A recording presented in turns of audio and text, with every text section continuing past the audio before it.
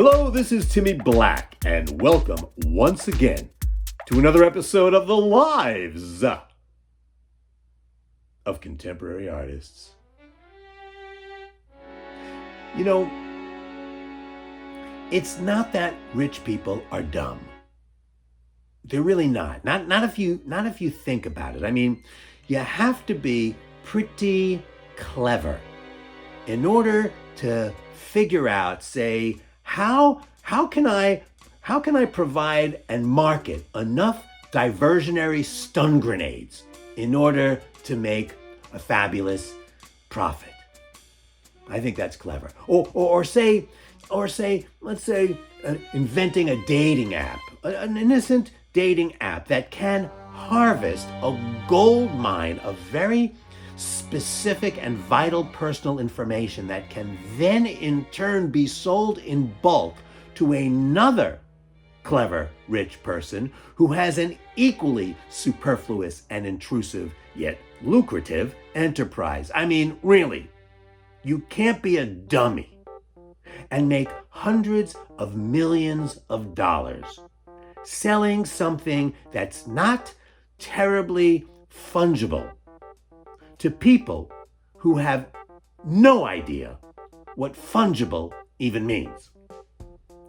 No, rich people are not stupid, but they are, by and large, a little boorish, say. A little bit, or maybe profoundly, insecure. See, that's why you find them hiring so many intellectual nannies, so many coaches, so many consultants, so many specialized advisors. They need them. They need them, especially after they get caught in some sort of insider trading, securities fraud, or after the press finds out that they have a special weakness for, say, Russian prostitutes. But anyway, let me just tell you what these types of rich people crave. What they crave more than anything in the world, more than money, more than power, more than prestige. What they crave so desperately that they will spare no expense, no effort in acquiring it. What they crave, what they really, really crave, is cultural currency. They want to be taken seriously. They want to be taken seriously as people of taste, and they also need to launder their greed by appearing sophisticated or refined or even effete. So that explains it.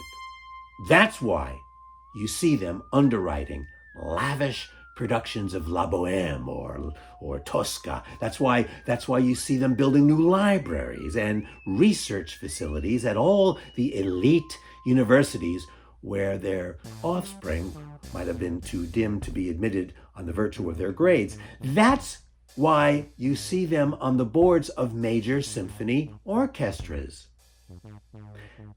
And that's why you see them intimately involved in all sorts of foundations that disperse grants to poets and potters and playwrights.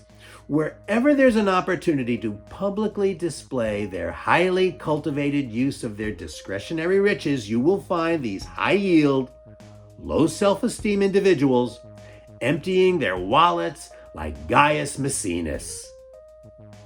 But you know where you find them the most? You know where they can be seen most flagrantly and pathetically striving to achieve the sort of intellectual elan only money can buy?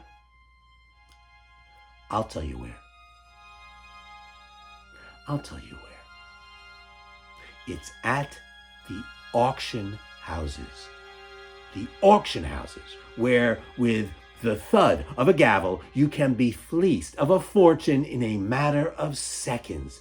But it doesn't always have to be this way. It doesn't have to, because when you come to think of it, this version of cosmopolitan validation can come fairly inexpensively. You don't have to buy a Picasso to get this kind of therapy. You can really do it on the cheap. I mean, it costs hundreds of millions of dollars to build a new wing at Harvard, but